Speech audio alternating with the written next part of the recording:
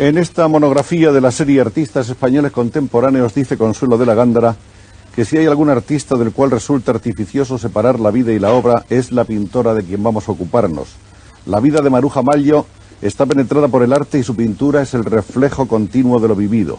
Esta interrelación imprime un carácter peculiar a cualquier acercamiento que se intente. Y por otra parte, Maruja, como muchos artistas de los momentos fecundos, no es solamente pintura, sino que cultiva múltiples artes y saberes.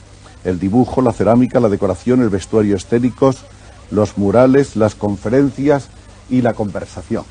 Muchas gracias, Maruja, por haber venido. Maruja es para todos nosotros un nombre legendario, un nombre mítico, porque Maruja aparece y se inserta en la vida intelectual y artística española en los años dorados, en los años de las generaciones de brillantes, de escritores, de poetas, de filósofos. Maruja nace exactamente en Vivero, Lugo, un día de Reyes del año 1909. Y no sabemos nada de ella hasta que tenemos noticia de su ingreso en Bellas Artes de Madrid cuando tiene apenas 14 o 15 años, y era una época feliz todavía en la cual no se exigía el bachillerato. ¿Es así? Sí, sí, es cierto. Por eso pude ingresar en Bellas Artes. Entonces Madrid era la ciudad alegre y confiada. ¿Cómo vino desde su Galicia natal hasta Madrid? No, porque mi padre lo trasladaron a Madrid en un puesto importante y entonces mi deseo era ingresar en Bellas Artes porque creía que tener ya una formación era una categoría para poderme expresar más llanamente. ¿Y esa Escuela de Bellas Artes de Madrid cómo era cuando usted la conoce? Pues cuando yo la conocí coincidí con Salvador Dalí, que como siempre Dalí suspendía, pues lo reducían al primer curso. Y Dalí, al conocerme, pues se entusiasmó de nuestras conversaciones y me trajo a Federico García Lorca, a Buñuel, que eran los residentes más destacados de la residencia de estudiantes.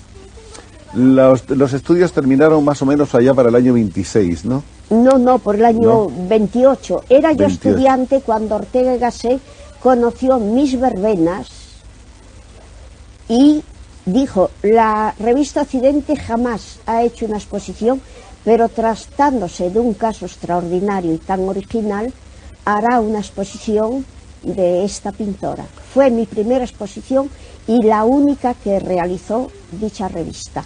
¿Cuántos años tenía usted entonces? ¿18 o 20 más o menos? Sí, no, tenía 18. Acababa de salir de Bellas Artes. ¿Cuáles eran los profesores que tuvo usted en Bellas Artes? Los profesores que yo recuerdo eran por secciones: Romero de Torres, que nos daba la clase de ropaje, Cecilio Pla, y otro que se llamaba Manuel Benedito, que eran en ese momento pronombres, aunque los estudiantes ya estábamos en un combate, porque ya para nosotros era una revelación un nombre europeo nacido en España, que era Pablo Picasso y Juan Gris. ¿Qué impresión personal le causaron a ustedes esos maestros de entonces, esos primeros maestros que usted tuvo? Por ejemplo, ¿cómo era Romero de Torres? Pues Romero de Torres era un hombre pues muy gentleman, que llegaba a la clase y decía: buenas tardes, caballeros, esto no es una clase de dibujo, esto es un concurso de belleza, decía, ¿no? Entonces daba clase, se retiraba y siempre iba con el traje peculiar de bohemio, con sombrero de ala ancha y con capa. En esa época todo el mundo llevaba sombrero.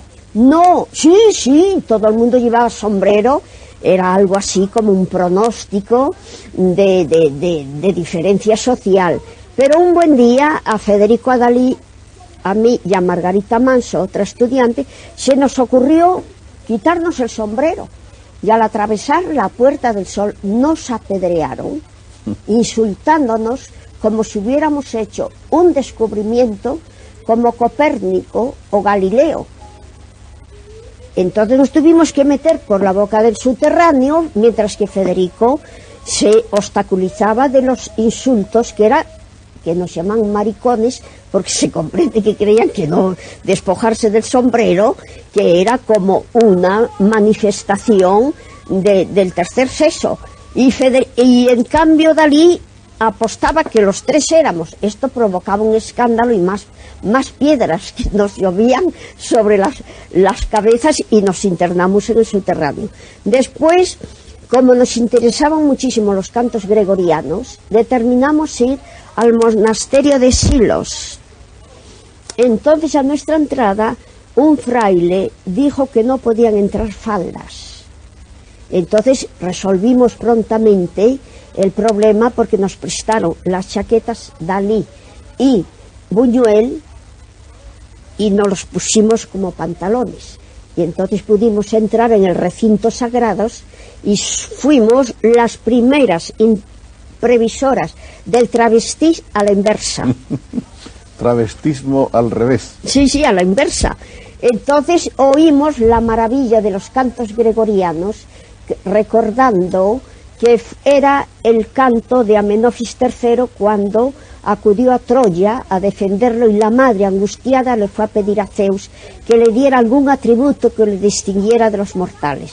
Entonces hubo piras extrañas en su oráculo y le dio el nombre de el rocío de las mañanas, le llamó las lágrimas de la aurora, que es el título de la madre de Amenofis. Usted ha escrito en alguna parte que Federico García Lorca tenía en un armario en su cuarto de la residencia de estudiantes, en su cuarto un frutero lleno de limones. Sí, tenía un frutero, ya era ritual, el limón conjugado con los azucarillos. Entonces, cuando yo entré por primera vez en este recinto, me dio un limón y me dijo, ya perteneces a la cofradía de la perdiz. ¿En qué consistía esa cofradía? La cofradía de perdiz es que los sábados todo el conjunto tomábamos perdiz, que era algo como un rito en aquel momento tomar perdiz. ¿En qué consistían esas juergas líricas de los poetas y los pintores de aquel tiempo? Pues las juergas líricas que él llamaba, pues era ir a la residencia, él tocaba el piano, recitaba sus poesías, y entonces fue como nos introdujimos siendo estudiantes, pues en la más excelsa poesía de aquel momento y de hoy, porque entonces no soñábamos que Dalí iba a tener la trascendencia que tiene hoy ni Buñuel, ni tampoco Federico. Hasta Buñuel le decíamos, porque era el más tosco y muy hercúleo, le llamábamos el bruto de Buñuel, porque no esperábamos de él. Pero después ya, cuando se introdujo a hacer la primera obra de cine, que era El perro andaluz, como combate a Andalucía, pues entonces ya se reveló y se estrenó primero en Madrid y más tarde en París, pero es cuando se abrió ya camino definitivo en la Cineteca. Y después fue apoyado por la condesa de Noailles, cuando hicieron la película de Coteo, La sangre del poeta, que aplauden en el escenario todas las aristócratas cuando pisotean pues los símbolos sagrados de la mafia santa. ¿Usted qué piensa de cómo era Salvador Dalí para esos años mozos y juveniles? Era siempre Dalí, muy personal, y Dalí ha existido antes que el surrealismo. Entonces, cuando llegó a Francia, que era su ideal, ya se involucró dentro de ese partido sin salir de él hasta que casi lo expulsó Bretón, llamándolo ávido de dólares. Y fue cuando conoció a Gala Eluard y se juntó con ella. Paul Eluard era un gran poeta, era el esposo de Gala y por otra parte era un gran enamorado de los cuadros de Maruja Maglio y quería comprarlos pero nunca tenía dinero bastante. Sí, ¿no? sí, él cuando Bretón me compró el cuadro grande de los espantapájaros, que era un cuadro de 2 metros, todo en claroscuros, que era como la controversia de las verbenas. Era un mundo patético que esta exposición, celebrada en París en el año 33, yo la titulaba Cloacas y Campanarios, atribuyéndome a la organización social y a la mafia santa de la Iglesia, no de las catedrales. ¿Y Miguel Hernández le conoce usted también por esos años? ¿Acababa ya de llegar a Madrid? Después de que yo fui a París y que me honorificaron muchísimo los surrealistas y Breton me compró un cuadro, me pidió que asistiera a sus reuniones, que eran la Place Blanche, en Montmartre, mientras que Aragón se reunía en Montparnasse, en la Closerie de Lilas. Y en cambio Breton, con Paul Éluard, con Peret, todos se reunían en la Place Blanche, que era muy cercana donde vivía Breton, que era la Rico Quintana. Entonces nos veíamos frecuentemente. Después del éxito de mi exposición en la Galería Pierre, que con Pierre Matisse eran los dos marchands de más categoría de París, los dos marchands jóvenes, que Pierre había lanzado a Miró, después fue a mí a quien me lanzó. La primera exposición de la Galería Pierre fue la de Joan Miró y la segunda fue la de Maruja Mayo. No, una de las primeras fue, pero como era un nombre que después se hizo celebérrimo, Miró, porque en ese momento creo que había 40.000 pintores en París, 40.000 que ya no existen, ¿no? Porque como en todas las épocas viene después pues el tiempo que lo va quemando todo y que va haciendo la síntesis de los valores fundamentales. La criba. Eso es. Y entonces han quedado entre ellos Miró, que luchó heroicamente y que según Gómez de la Serna murió porque solamente se alimentaba con una sopa con huesos de aceituna. Y Picasso me dijo que después de la guerra había días que no tomaban más que una tacita de café Parensú por la mínima moneda francesa y que con esto se sostenían. Pero es que Picasso era una potencia fantástica que no tenía físicamente Juan Gris. Vamos a volver a Madrid porque yo creo que en Madrid hay que relatar las primeras experiencias de Maruja como pintora. Antes de que ella exponga en Madrid, pues pasan muchas cosas. Hace un viaje, por ejemplo, a Canarias en compañía de otros varios pintores. Sí, no, fui en compañía de mi padre que fue destinado allá. Y para mí Canarias fue algo sobrenatural por el color. Y se merecían bien el título de las Islas Afortunadas. Entonces esa coloración a mí me fascinó y cuando volví a Madrid, que me introdujo en las verbenas, en esas verbenas cósmicas donde todos los movimientos eran rotativos, como la noria, el carrusel, los volantes, para mí era un mundo mágico y anónimo que no estaba firmado, pero que eran creadores, como los pequeños artefactos de sombreros, de mantones de Manila. Los molinillos. Molinillos de viento, y yo veía con mucha frecuencia ver, por ejemplo, pues lo que llamaban entonces menegildas, cubiertas con mantones de papel y alas de papel y coronas de papel, que eran los ángeles de la verbena, que bebían cerveza y limonada, desde luego, y que lanzaban matasuegras a los frailes que se paseaban por las verbenas. Hay un libro precioso, un libro publicado por Losada, Buenos Aires, que tenemos ahora en las manos, de un estudio bellísimo de Ramón Gómez de la Serna, que fue uno de los grandes amigos de Maruja. Y dice: la he visto luchar desde los primeros días de su iniciación, cuando descubro en ella a la que sabe el valor del heterogéneo y es un brote más del gran genio de España, que es genio de heterogeneidad. Es una niña.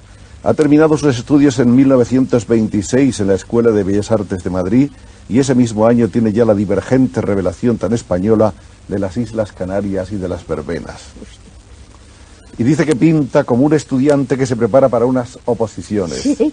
Y reconsume sus dudas mientras sus aciertos se abren en un espejo como una montaña azul, esa aparición de los montes del Guadarrama en el lienzo que es como la primera revelación que el cielo hace al pintor.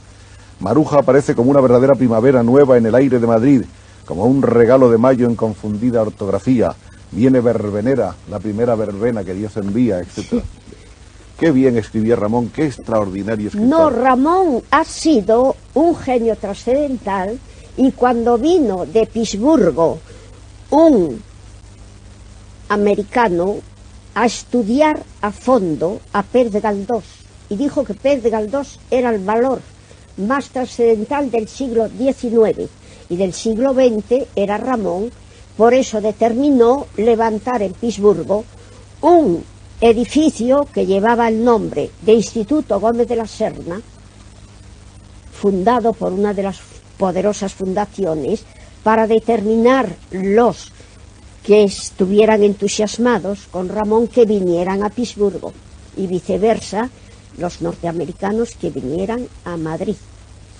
En esa época en que Maruja Mayo se inserta en la vida intelectual española, hay en Madrid una serie de tertulias brillantísimas en plena floración. Está la de Pombo, precisamente con Ramón Gómez de la Serna. ¿Qué otras tertulias importantes? Pues primero estaba la revista de Occidente, pues era representada por la figura trascendental que era Ortega Gasset, donde conocía a Marañón, a Pérez de Ayala y otros muchos más.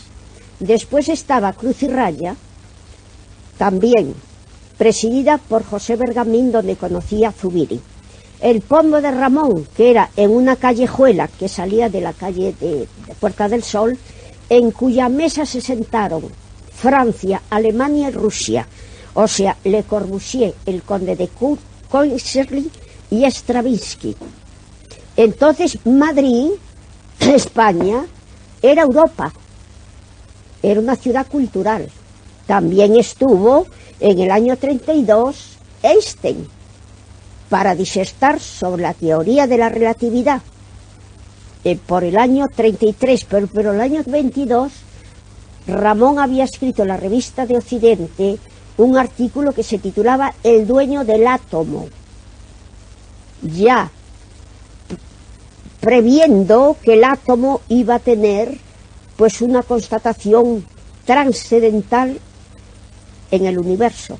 Ramón fue el gran anticipador de las letras y de las fabulaciones y de las ideas. El Mirlo Blanco era otra de las tertulias que presidía don Pío Baroja. El gato negro con Azorín a la cabeza. El Mirlo Blanco era presidido por Baroja y el gato negro por Azorín.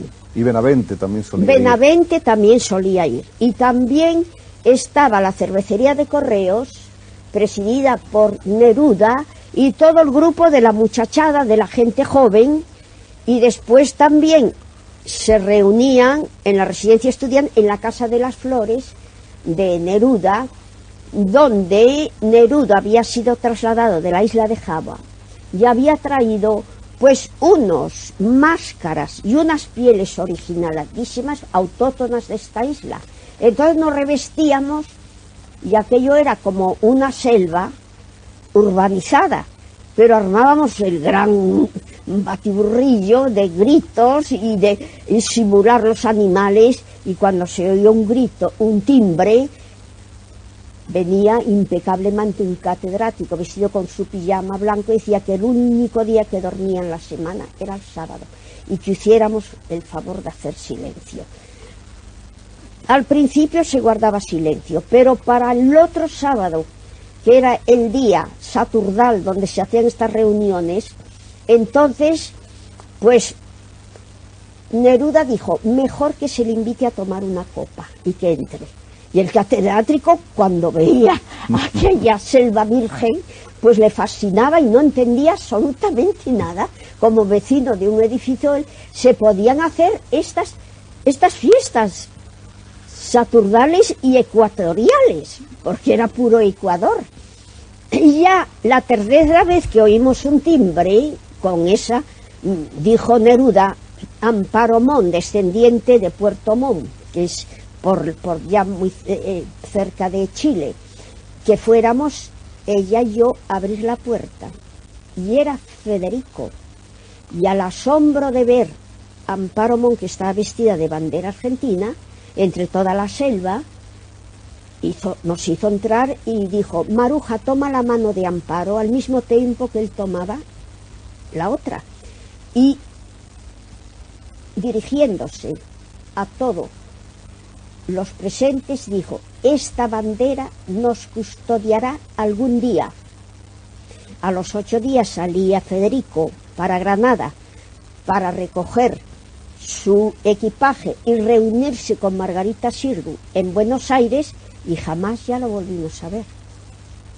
Y todos ya nos fuimos a pasar el verano, cada uno a un sitio, que fue donde fue la explosión de la guerra civil, o el apogeo. Fue Maruja muy amiga de Pablo Neruda. Sí, fuimos buenos amigos porque además a nosotros nos fascinaba siempre América. Y toda Estas la fotos magia... son de América, en las que está con Pablo. Eso es la isla de Pascua. La isla de Pascua. Isla donde casi nadie se atrevía a ir en ese momento. Qué Neruda más joven hay aquí en Sí, esta no, foto, ¿eh? nadie se atrevía a ir en ese momento a esta isla porque eran unos barquichuelos. Nos decían que íbamos a naufragar, pero a pesar de todo era tal el interés por la incógnita del pasado de esta isla que decidimos navegar y llegamos y nos encontramos una isla desértica con 500 estatuas que todas miraban al vacío, cuyo título en el diccionario es Rapa Nui, pero el verdadero nombre es Mata Kiterrani en indio, que quiere decir ojos que miran las estrellas. Y es la incógnita de este pasado, es indescifrable. Y hoy es cuando hay embarcaciones que van ahí, pero ya esta isla está prostituida, porque han puesto institutos, iglesias y una cantidad de formaciones. Y un aeropuerto. Aeropuerto que ya la han prostituido y profanada cuando era casi pues selva virgen. Bueno, hemos olvidado la granja de Lenar, donde estaba don Ramón María del Valle Inclán, del que decía Ramón que era la máscara más alucinante que pasaba. Que atravesaba la calle de Alcalá. Exacto. Entonces Valle Inclán tenía reunidos ahí y también Federico García Lorca. Cada uno tenía una mesa con su grupo y con su parlamento, ¿no? Es decir, que en España en aquel momento tenía como 12 reuniones, aparte de todos los que circulaban por la calle de Alcalá o por la Gran Vía, que se andaba mucho a pie porque era una ciudad cómoda, ¿no?, y provincial. Entonces se encontraba uno a Cernuda, Miguel Hernández, a Unamuno, a Machado, por no dar más que 4 nombres. Y también se encontraba uno a Rafael Alberti, que era también callejeaba mucho. También entre todos estos estaba todo ese número, y otros que se me olvidan o que no quiero repetir por no analizar más el grupo y hacer la síntesis de ese momento. Ramón dijo varias cosas de Maruja que ya son historia. La primera cosa que dijo de Maruja Mayo cuando la conoció es que es la única bruja joven que he conocido, y ya como bruja joven para siempre, para la eternidad, se quedó Maruja Mayo. Sí. Y otra cosa muy bonita que dijo ya en América es que Maruja tenía 4 almas. No, 14. 14 almas. 14, pero después yo aquí las he asimilado y resulta que tengo 20. Así. Tengo 20 almas, porque yo lo que recojo es la palpitación del siglo y todos los sucesos que están pasando y las cosas que están sucediendo. ¿Cómo clasificaba él esas almas de Maruja Mayo? Pues, por ejemplo, mi primera exposición en la revista Occidente eran 4 almas, porque era el mundo popular de las verbenas. El alma popular. El alma popular, el mundo de los maniquíes románticos, que yo hago la parodia, que viven enjaulados en las vitrinas, con olor a naftalina y recetas medicinales, maniquís que han desaparecido ya, y como contraposición el deporte, que era una ciudad militante y triunfante en el juego y el combate, que era ya la muchachada que traía un mundo nuevo. Ahí empiezan a aparecer las bicicletas y las raquetas de tenis. Las bicicletas que eran prohibidas y mal miradas pues por la mafia santa, ¿no? Porque veían que era ya el estar en la vida, no en la muerte.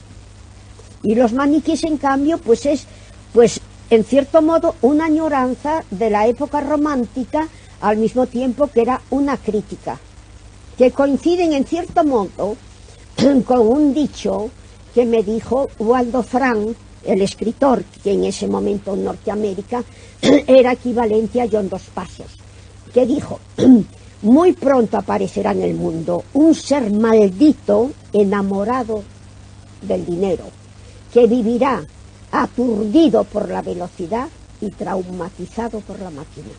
Y es el mundo de hoy. Y yo lo digo ahí, en este libro, en 1940. Y mucho más tarde me conocí yo en Nueva York a Waldo Frank. Vamos a hablar ya de la primera exposición. Conoce, como decíamos, a todas las personas, en fin, importantes de ese momento en Madrid. La amistad de Maruja llega a ser muy, muy profunda con Rafael Alberti. Tiene una gran amistad con Benjamín Palencia y con Alberto igualmente. Y Alberto el escultor, que entonces era totalmente negado, porque era el primer abstracto. Y tenía un valor que, siendo un hombre totalmente inculto, tenía una visión alucinada, pues de la abstracción y de ver la transformación de las cosas en forma abstracta. Pero entonces era negado porque no se le entendía. Y vino hasta Moore a conocer el escultor más importante del mundo de hoy, que es Henry Moore. Lo vino a conocer donde se reunía en el Café Oriental frente a esa gran estación de Madrid que todavía sobrevive, que es la estación de Atocha. Con un padrinazgo excelso ciertamente y no repetido jamás en esta historia, Maruja Mallo, apadrinada por don José Ortega y Gasset y por las salas protectoras de la Revista de Occidente, expone 10 óleos y 30 estampas coloreadas de la serie que se llamó Estampas Cinéticas. Federico García Lorca comenta esas verbenas llenas de colorido diciendo que son los cuadros que ha visto pintados con más imaginación, con más gracia, con más ternura y con más sensualidad. Ramón Gómez de la Serna dice que la recuerda allí en la exposición. Allí estaba la autora, pequeñita, con ojos de lince, la cabeza como una veleta de giros rápidos, apretada la nariz a la barbilla como un pájaro orgulloso de su nido de colores. Y le agregaba Ramón que Maruja, reía y daba la mano como tirando de la campanilla de la amistad, con un zarandeo especial que tenía también su llamada y su punto final. Las verbenas son la aportación estética del alma popular de la pintora, el color y la bullanga, el botijo que representa un gallo blanco con la cresta roja, el pito con flores de papel, ese bigote del aire que se desriza al soplar y que lleva el nombre de matasuegras, las criadas, los soldados, los tío vivos, las barracas, los altares, toda la farsa alegre y la balumba de la fiesta verbenera estaba en los cuadros de Maruja. Pero viene después ese contraste, de una manera casi inmediata. Maruja, que no va a estar nunca quieta ni nunca en una sola dirección, empieza a recorrer los montes próximos a Madrid, empieza a visitar la sierra y a coger la flor del cardo, el jaramago y una serie de plantas, espinas extrañas y además agresivas todas. Los animales más inhospitalarios y las plantas más agresivas.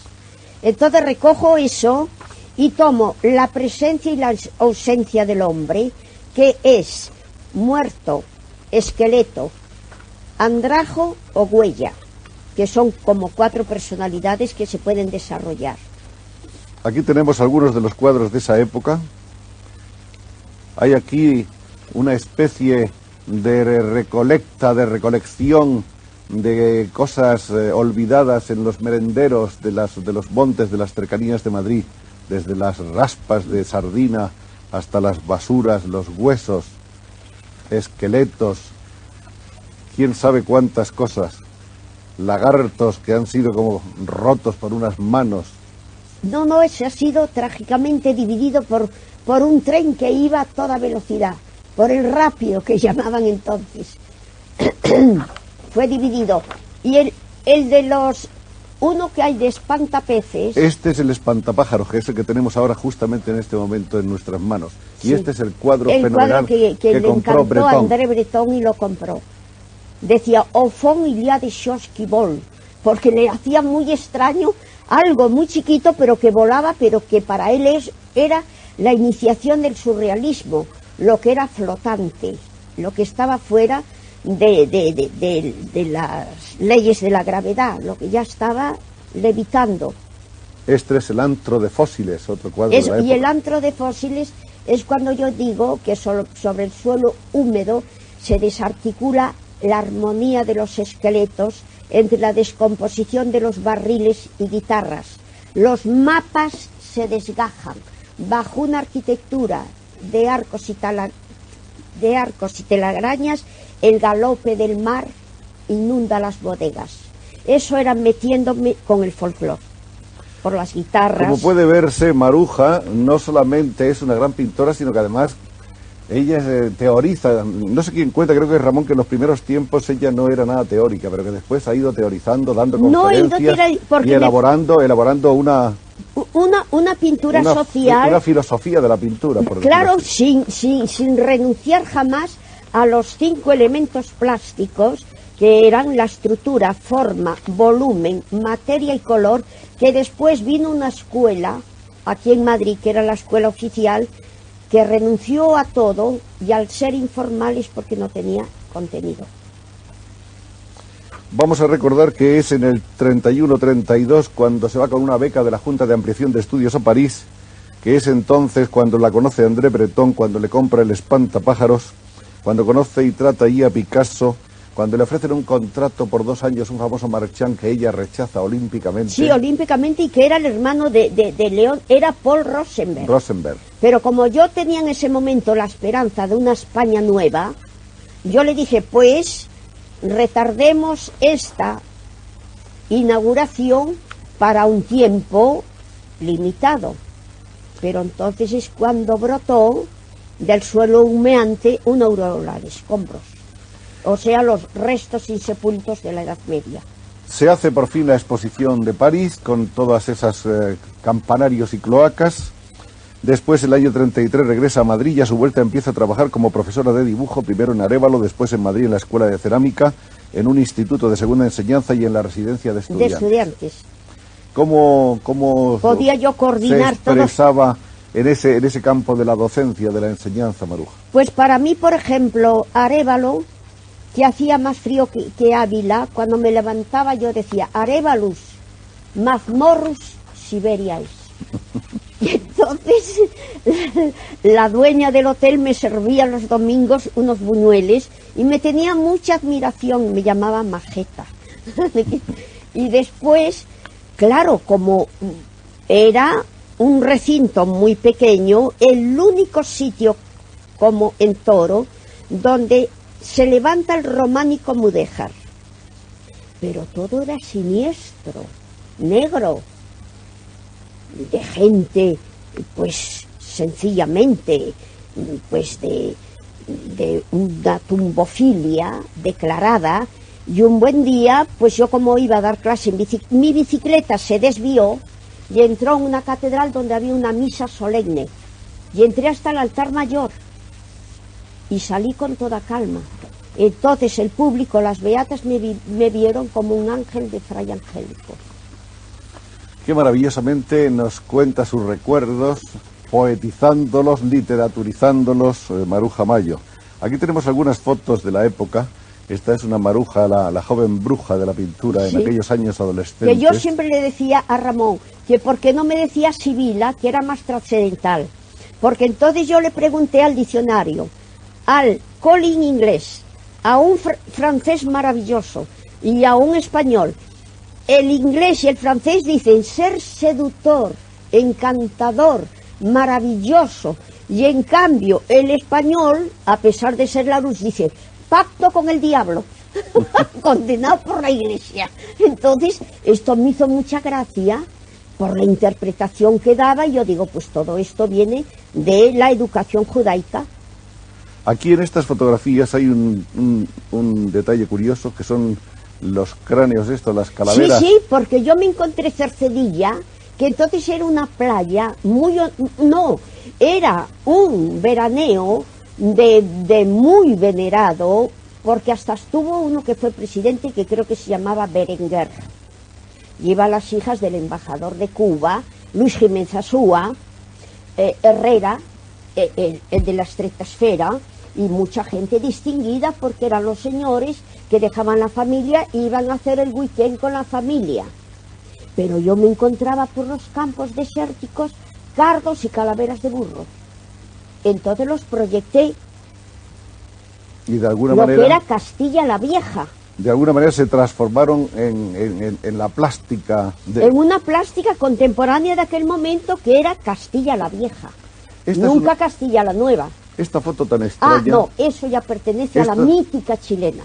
Esto es de la mítica chilena. De la mítica chilena. Vamos a ver si la podemos distinguir. Eso es, las algas que tiene Chile, que son de 5 metros o de 20 metros de ancho, que se alimentan ellos, y cuando el embajador de Chile nos invitaba a Buenos Aires, hacía sopa, él hacía la cocina porque su hobby era hacer cocina, y hacía una sopa que llamaban de cochayuyos, que quiere decir alga, muy sabrosa con mucho yodo, y que según los japoneses anuncian que será el futuro alimento de la humanidad, las algas. Qué riqueza extraordinaria de mariscos, sobre todo ahí en ese país maravilloso con 6.000 kilómetros de costas que es Chile, ¿no? Y que creo que Baruja ha recorrido casi por entero. Casi por entero, porque yo estuve. Entonces conocí muy bien a la hermana de Salvador Allende, que era un ser encantador y de una gran belleza física, que había obtenido un premio de belleza. Y en ese momento que yo iba hacia Chile, por carretera, porque quise conocer primero por carretera Chile, que es bastante pesado, venía por el aire Eduardo Grove, casado con Inés Allende, dejando la embajada de Washington, representando a Chile. Entonces yo llegué, hice unos cuadros, le maravillaron y los compró para el museo, que vienen aquí como contestación al siglo XIX a la palabra naturaleza muerta. Yo digo naturaleza viva. Más adelante, un poquitito. Vamos a buscar las naturalezas. Ahí están. Un momento, más adelante. Yo creo que es más adelante, sí. Ahí está. Aquí. Este está en el Museo de Montevideo. Este en el Museo de Chile, el azul. Este es el que está en el Museo de Montevideo. El otro está en el Museo de Chile.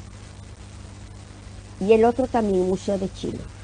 Uno de los descubrimientos que hace Maruja Mayo en esa tremenda costa de Chile es que se encuentran inmensas cantidades de caracolas abandonadas en las orillas del mar. No, que era maravilloso porque como es el Pacífico y tiene más potencia que el Atlántico y es menos habitado, se encuentran caracolas inmensas y conchas que yo he reunido y me llevaba al Hotel O'Higgins, que era el hotel de más categoría en Viña del Mar, con la admiración de la gente que viniera cargada de algas y con esos naturalezas vivas que la gente no entendía.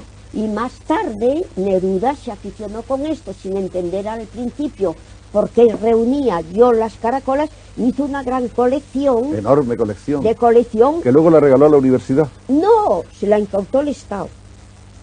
Ah, se la incautó el Estado. No, el Estado no estuvo tonto. Le incautó todo. Yo entendí que había sido un regalo de él a la universidad. No, qué regalo. Si él lo que promovió más su muerte ha sido la muerte de su gran amigo, que era un gran señor y un gran médico, que era Salvador Allende, que ayudó mucho a desterrar a los españoles, porque Chile es una zona muy modesta en relación a la Argentina, con el agravante que el mar va en descenso y cada año se pierde 1 centímetro y lo da la Argentina.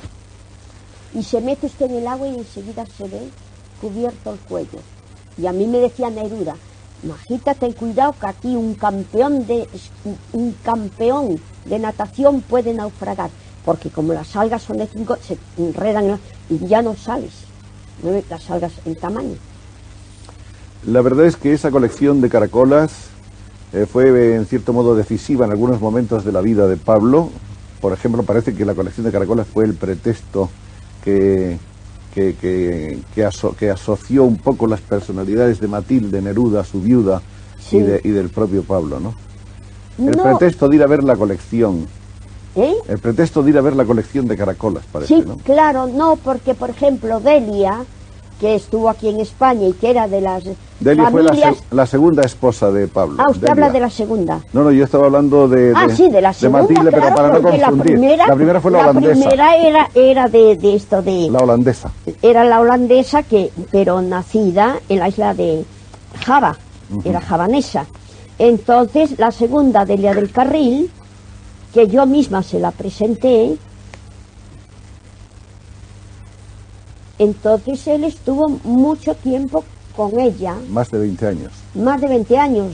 Delia físicamente era muy bonita, como la hermana era prodigiosa, que era la mujer del escritor argentino que hizo, ¿cómo se llama el libro? Son tantos nombres geográficos que ya el cerebro no tiene espacio a veces, sino en el tiempo de recordarlos. Se llamaba... Bueno, tanto da ahora eso, ¿no? Tanto da. La hermana está casada con un gran escritor argentino, Don Segundo Sombras, el libro. Guiraldes. Guiraldes, era la mujer de Guiraldes. Pues estaba... Y las tenían como medio locas. A las dos hermanas eran muy guapas, pero la sociedad, dos chicas que andan con escritores, era una cosa exorbitante, perteneciendo ellas a un mundo archicapitalista que tenían de los mayores territorios argentinos. Volvamos a lo nuestro. En el año 1935 en París se celebra la exposición de arte contemporáneo español en el Museo de Jeux de Paume, que adquiere una de las verbenas de Maruja, que en la actualidad es propiedad del Museo de Arte Moderno de París. Al año siguiente, primavera del 36, un grupo de arquitectos y escritores funda en Madrid el Salón de Amigos de las Artes Nuevas, inaugurando una exposición de Picasso. La segunda será de Maruja Mayo, a la que aporta 12 óleos representativos de un nuevo camino. Ahora es una pintura pura, en la que hace abstracción de la realidad formal apoyándose en la geometría. También pertenecen a la época 16 dibujos de construcciones rurales y edificaciones campesinas. Sí, que aparecen en el libro. Ahí es la línea la que recrea las figuras cotidianas, la casa, el horno, el pozo, el molino, dibujos que son la encarnación de las cosas que han quedado en su memoria al visitar los pueblos y campos de España. Muchos de ellos creo que en la compañía de Miguel Hernández. Sí, algunas veces con Miguel Hernández y otras veces pues también nos íbamos, porque estábamos muy bien agrupados entonces, porque éramos la vanguardia heroica, con Palencia y con Alberto. Bueno, la mayoría de esos cuadros desaparecieron con la guerra.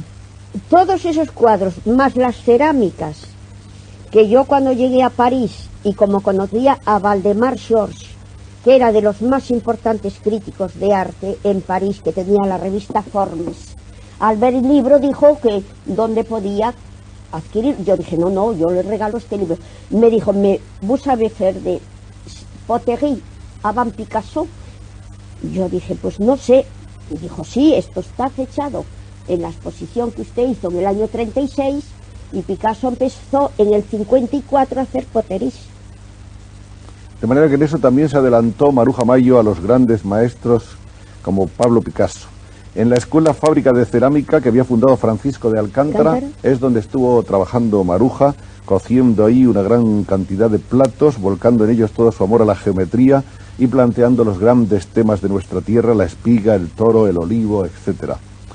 Hablaremos ahora de las viñetas de la Revista de Occidente, que son otro de los trabajos de esa época, y algunas de las cuales han sido reproducidas en esta estupenda carpeta de homenaje a la Revista de Occidente en litografías originales, que han sido expuestas con una exposición reciente en Madrid de homenaje a la Revista de Occidente, a la revista que catapultó a Maruja Mayo hacia la popularidad y el conocimiento de las gentes. En esa época también aparecían sus dibujos en la Gaceta Literaria y incluso llegó a hacer la portada de un famoso libro de Ernesto Jiménez Caballero. Que se llamaba Hércules jugando a los dados. Porque entonces Ernesto Caballero era como el promotor de la vanguardia que había fundado la Gaceta Literaria, el Cine Club y una galería de cuadros. Era el gran aglutinador de la vanguardia. De la vanguardia. Joven. Y después, por cosas que yo sé, se extravió políticamente a un partido, porque esto era la vanguardia, ¿no? Se extravió pero por causas que conozco y no repito, y se extravió ahí y está hoy otra vez queriendo ser el combatiente. Hay después una... Perdón, Maruja, ¿qué? ¿Seguimos? Usted corte lo que quiera, porque estamos hablando y usted cortará. No, yo no corto nada. Usted tiene seguimos. La tijera maestra. No, la única tijera que tenemos es el reloj, pero no tenemos tijera ninguna. ¿Usted quería añadir algo a lo que estaba diciendo o estaba prácticamente dicho? No, si quiere algo de política, podría yo decir, esto no lo agarra, ¿no? Lo que estoy diciendo. Sí, todo, aquí todo. Pues, por ejemplo, para mí lo que es la política y cuáles son los promotores, pues, de la revolución, del arte y de la vida. Yo digo que si el genio es la suma de ciencia y conciencia que averigua el futuro y que si actuar es la causa que determina el mañana, son las masas intelectuales las que están realizando la transformación de la tierra. Muchas gracias, Maruja. Vamos a hablar de la famosa exposición de los dibujos inspirada en los trabajos y los días de Hesíodo, constando de 12 interpretaciones de los 12 meses del año. Sí, que los he empezado a proyectar en la revista de Occidente, y que conozco hasta la mitad, hasta que empezó el apogeo de la guerra civil. Luego viene el cuadro Sorpresas del trigo de la serie Oro y Rojo, preludio de lo que vendrá después, con esas manos de muchacha cuyos dedos se convierten en espigas. Y después se traslada a Galicia para trabajar en la serie Playa y Azul sobre temas del mar, pero este viaje en el que va a la busca de las redes, como nos decía antes, coincide con el principio de nuestra guerra. De modo que sale hacia América, que recorre de norte a sur, y el año 37 fija su residencia en Buenos Aires, donde estrecha lazos de amistad con Ramón, Manuel de Falla y Jiménez de Asúa. Cuando no ha transcurrido un año de su llegada a las sociedades de amigos del arte, tanto en Buenos Aires como en Montevideo la invitan a dar conferencias, y sus temas son la interpretación personalísima de la historia del arte y la influencia de lo popular español en su obra. En abril del 39 estrena en Buenos Aires el poema escénico de Alfonso Reyes, Cantata en la tumba de Federico García Lorca, que lleva escenarios y trajes de Maruja. También dibuja telas, muebles, objetos para decoración, crea los grandes murales de uno de los más vanguardistas edificios de Buenos Aires, el Cine Los Ángeles, con lo que ella llama armonías plásticas. Sí. Que son dos enormes murales de casi 7 metros de largo por 4 de alto, a ambos lados de la puerta principal, y una tercera de 1,5 metros de altura que va entre las dos. También está en este periodo dedicado al collage, y a pesar de todo continúa practicando su pintura, iniciando una etapa de pintura social, que ya estaba más o menos anticipada en La sorpresa del trigo. Vienen aquí El mensaje del mar y El canto de las espigas, los años 38 y 39, que son acaso los cuadros más representativos de esa época, y que son dos cantos al trabajo. Al trabajo, sí. Al trabajo de la pesca en el mar. Sí, las artes de la pesca o los trabajos del campo. Y como vemos, las palmas abiertas de sus personajes descubren pececillos o granos de trigo, o sostienen el cuerpo de un pez. A este momento pertenecen también la serie de cuadros en que se combinan redes y figuras humanas, Estrella del mar, hoy en el Museo de Arte Contemporáneo de Madrid, y La red. El estatismo es la característica más importante de estas composiciones. Y luego le sigue el retrato. Pintura mural. Y luego le sigue el retrato. Sí, y después también, si quiere decir, es que cuando estuvo en mi casa el hijo del gran escritor, el que hizo Los ahorcados, Leónidas Andreyév, decía que ese cuadro le pertenecía a Rusia, y un argentino decía que no, que le pertenecía a Argentina, y un español a España, porque era el trigo. Entonces pertenece al mundo trigal.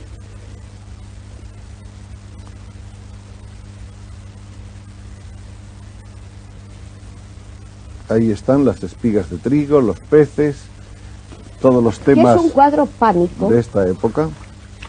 Aquí hay, aunque estas reproducciones están en blanco y negro y es una pena, pero aquí tenemos otros temas ya con redes. Este es el que está en el museo, y el otro lo tiene pues el ministro de Relaciones Exteriores de Perón,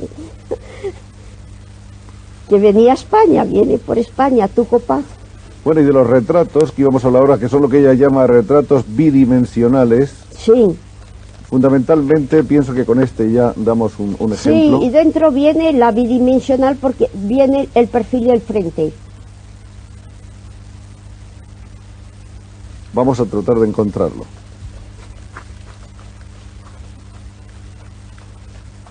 De vida no quiere usted nada cuando ya atravieso Portugal y con los seres que me encuentro. Cuénteme, pero si bueno, cuando yo vi que el apogeo de la guerra civil era una cosa ya inconmensurable, y como tenía un telegrama de la Sociedad de Amigos del Arte de Buenos Aires invitada para hacer una exposición y me encontraba que no tenía ningún cuadro, entonces determiné dar conferencias. Y ya al atravesar todo el terror de Portugal, pues claro, me brindaba alojamiento una persona totalmente desconocida que tenía una pensión, pero lo más miserable, y dijo, yo tengo que ir al consulado de Chile, que entonces era cónsul Gabriela Mistral, y el ministro de México era Daniel Cosío, que era el que tenía la dirección de Fondo de Cultura Económica, finalizada por el Estado de México. Entonces me recibieron lo mejor posible. Entonces al salir a la calle con Gabriela, dice, olvídate de todo lo que has vivido y vamos a una marisquería o vamos a ver Portugal. Y nos paramos en una vidriera de libros. Y dice, vamos a esta otra vidriera. Y creo que eran sombreros o lápices. Y dicen, ya saben que estás en Portugal. Y dijo, nadie lo sabe. Y dice, sí, porque te está persiguiendo un policía. Y entonces yo dije, ¿cómo? Dice, pero ¿qué te importa si estás bajo la custodia de Chile y de México? Entonces ya al tercer día me llevaron a embarcar y me dijo en el coche de la Embajada de México, y Daniel Cosío me dijo, no te extrañes si hay algún accidente de cosas. Yo dije, ¿qué accidente? Dice, vas en el coche de la Embajada. Y de porque una vez al abrir la portezuela entró un bastón y dijo, soy la policía de Portugal. Y él contestó, soy la Embajada de México. Esto era en la actualidad Lisboa.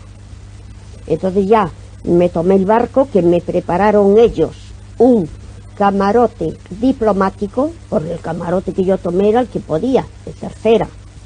Y ya me esperaban en Buenos Aires, pues una gente extraordinaria que para mí era otro mundo, ¿no? Vamos a terminar, porque ya estamos en los últimos minutos, diciendo que Maruja está embarcada en una nueva aventura que ella llama el mundo del silencio, que al parecer se inspira en la geología, la fauna y la flora de Sudamérica. ¿Es eso? Sí. Y al mismo tiempo son los moradores del vacío.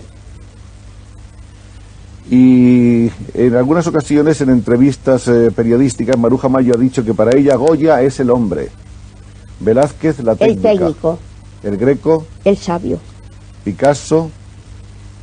Picasso es el delator de este siglo. ¿Y Dalí? Dalí es la figura surrealista, pero bastante vulnerable, pero es un gran dibujante académico. ¿Y Maruja Mayo? Y muy inteligente, más inteligente para la vida que para el arte. En cambio Picasso, lo que logró por el prestigio, él trata de ganarlo por la fama. ¿Y Maruja Mayo, Maruja? Yo soy eso, 20 almas. Y ahora estoy en los moradores del vacío, porque después de haber dominado la tercera dimensión o la geometría euclidiana, pues voy a la geometría einsteiniana, que es la quinta y la sexta y la séptima dimensión, o el espacio infinito del todo, de los seres que están levitando, porque los planetas en el espacio no se posan unos sobre otros, sino que se mueven por las leyes de la gravitación universal. La pequeña, la joven bruja, la eterna joven bruja que es Maruja Mayo, está planeando, como ven ustedes, muchas cosas para un futuro que se anuncia prometedor, fecundo y rico, y en el que sus 20 almas irán creciendo no se sabe hasta cuántas. Muchas gracias, Maruja.